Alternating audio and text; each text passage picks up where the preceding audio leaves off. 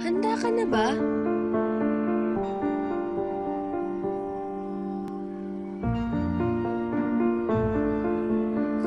Kung handa ka na, samahan mo akong baybayin ang aking imahinasyon.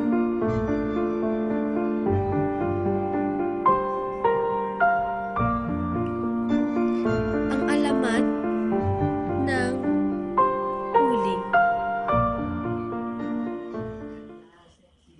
Isang araw sa bayan ng Henaltino ay makikita ang mag-anak na di masunog na sadyang katangi-tangi ang itsura dahil sa kanilang itim. Si Ruben, bunso sa dalawang magkapatid, hindi niya tanggap ang kanyang itim na kulay. Lagi niyang tanong sa Diyos, bakit naging ganito pa ang aking kulay? Isang araw, si Ruben ay naglalakad patungo sa tindahan upang bumili ng kanilang ulam. Sa bawat daan ay napapatingin sa kanya ang mga tao. Ew, ang pangit naman! Sino ba yan? Ew! Ang tsaka!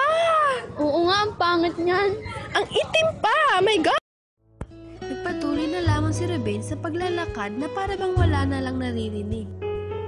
Habang naglalakad ay nilapitan niya ang mga naglalarong mga bata. Ate! Ate! Pwede ba ako sumali sa inyo? Walang sumali dito, pangit mo.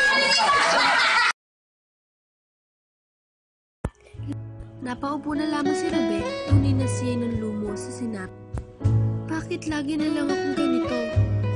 Lagi na lang ako niloloko. Nasasawa na ako.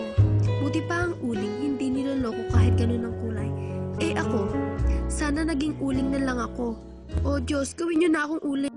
Tuluyan na nga naging uling si Ruben. Di na niya inisip ang pamilya naghihintay sa kanya.